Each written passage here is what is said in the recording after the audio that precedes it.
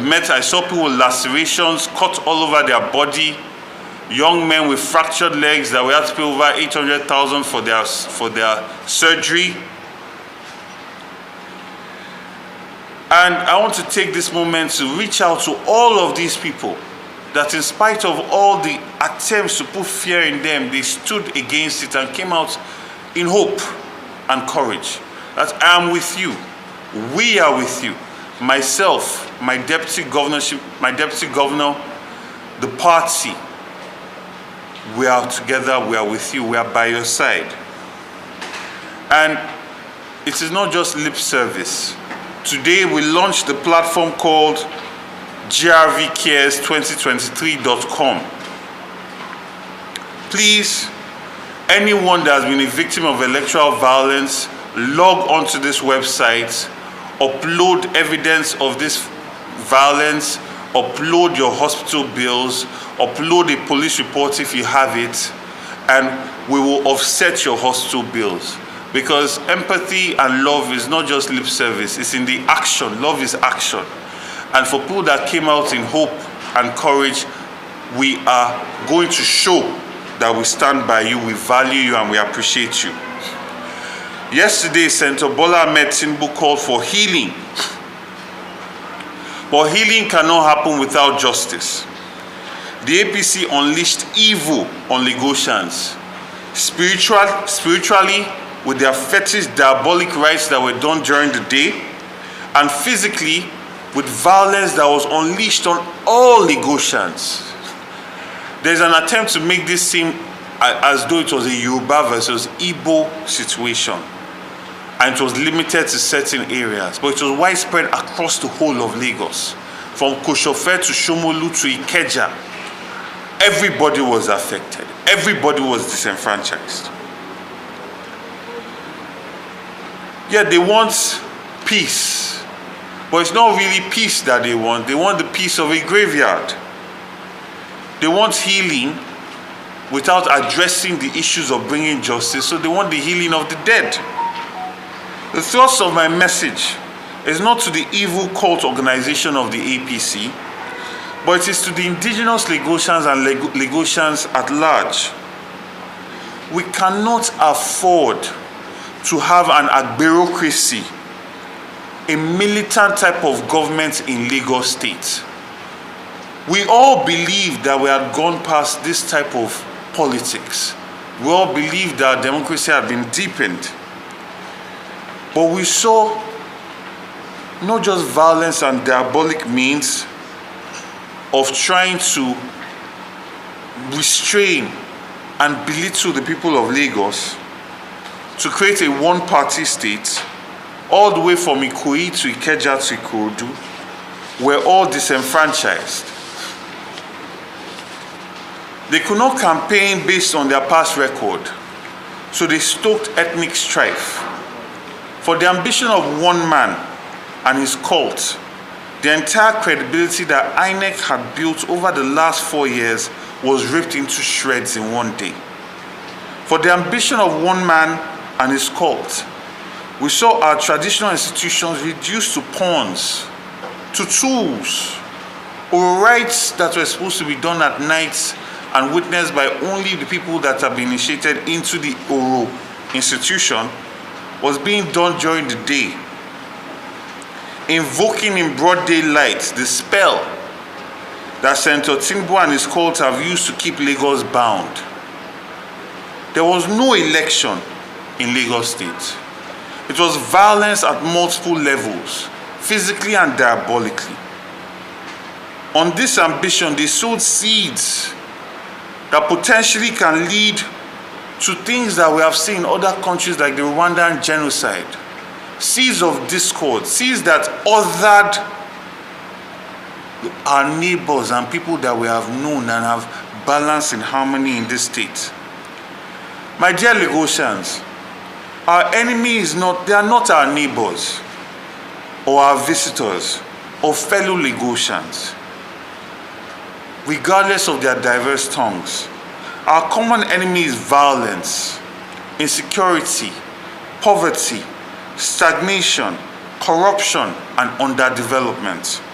And the same people responsible for all the things I've listed weaponize poverty and ethnicity to distract us from their evil endeavors and diabolical activities.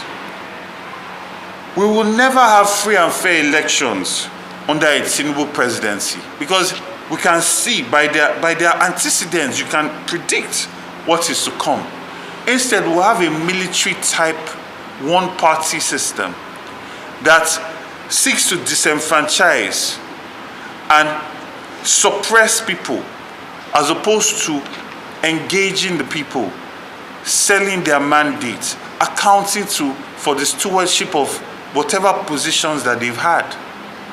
We've seen it happen in presidential to a lesser extent, and we saw their entire vision for Lagos State on Saturday. They have tried to destroy years of delicately balanced ethnic relations, years of intermarriage and friendships, years of commerce, and years of building Lagos into the economic juggernaut that it is. I call on the silent majority, the decent and cultured Lagosians, to speak out. Silence in this regard is not golden. Silence in this regard is acceptance and support. And we cannot be silent. It is enough of the worst of us defining the rest of us. On Saturday, we saw the APC's vision for Lagos, an agberocracy, a government by the agberos, for the agberos, and for the thugs and people that choose to suppress the good people of Lagos. We were all victims. This was not a tribal thing. We were all victims, even as shielded as Ikoyi is, as shielded as VGC is. Everybody, Yoruba, Igbo, South, Northerners even, in Isheri, they tried to discriminate against the Northerners that were obedient, that wanted to vote Labour Party. So this is not Igbo versus Yoruba. That's just a cloud that they are trying to use to hide their diabolical agenda for Lagos State. And this agberocracy will affect us all, because the moment that we have thugs running affairs, we have thugs being enabled by the government, we have thugs carrying out state-backed terrorism, we have thugs that the police look the other side with their actions, we have thugs that carry out all sorts of violence against the people of Lagos. Anybody, you, I, will eventually be victims of this thing. It will not discriminate whether I speak Yoruba or Hausa or Igbo. It will not discriminate. Lawlessness will affect us all. And a society like Lagos was built on laws. We have the finest lawyers, the finest judges, the judiciary was birthed in Lagos State. We're a city of laws. And lawlessness has become the order of the day under the APC government. And we have seen their vision for Lagos. And we are going to fight it through all legal means, because now more than ever, Lagos is a desperate need for us to birth our Lagos.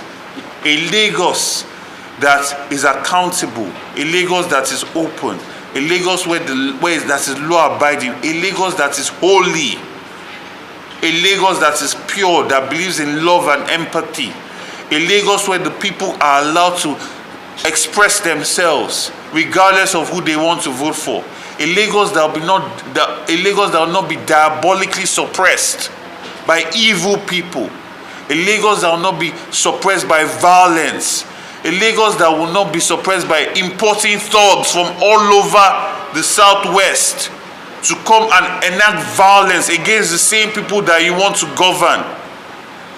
It is time to end that Lagos. It's time for our Lagos. We cannot afford to be silent. The good people, the cultured people, the decent people, indigenes of Lagos and Lagosians at large, we cannot be silent. We cannot leave this to the non-indigenes to stand up and fight. We cannot afford to associate ourselves with this level of thuggery, hooliganism that these people are trying to paint all of us as.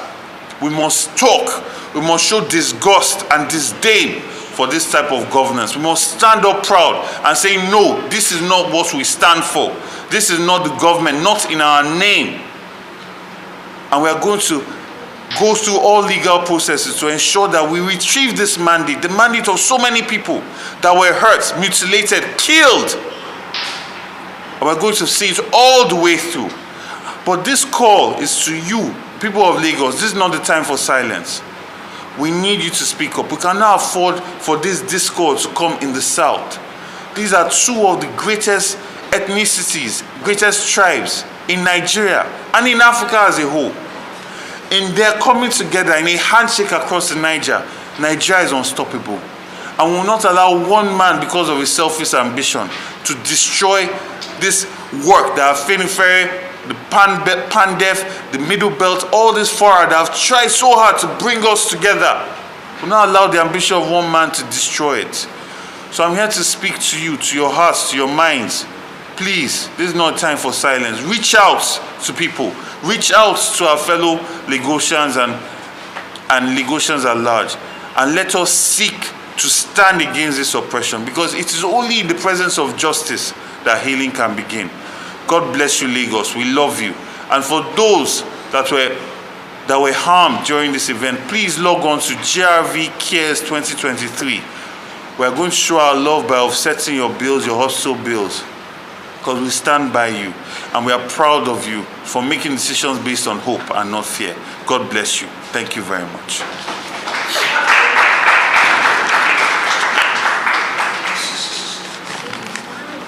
Thank you very much. Any questions?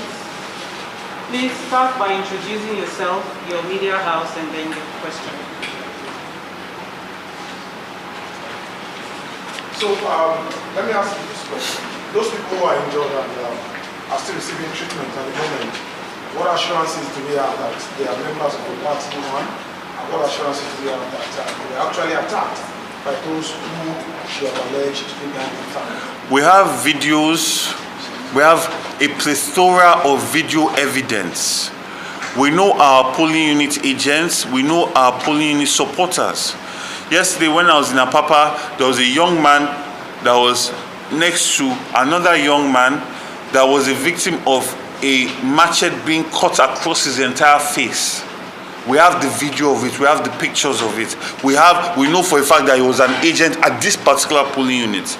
And the doctor said, while you are supporting this young man, please, can you also support this young man? He has a surgery. But that had nothing to do with our elections. So we know ourselves, right? We had agents all across Lagos State. So there is no doubt. There is no speculation. There is nothing. We know the damage and harm that came to our agents all across Lagos.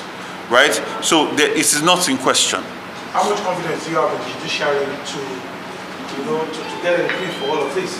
I believe that judiciary is aware of all of this. I believe that judiciary understands the importance of peace. And they know that the role that they are going to play is going to define the peace that we have in this country. And my family literally laid the foundations for judiciary in this country. So I have a lot of faith in the judiciary, and I believe they will do the right thing. And I appeal on this day to the president of the appeal court that's going to decide on the judges that is going to send for a tribunal hearings. And I appeal to him today that he should do his due diligence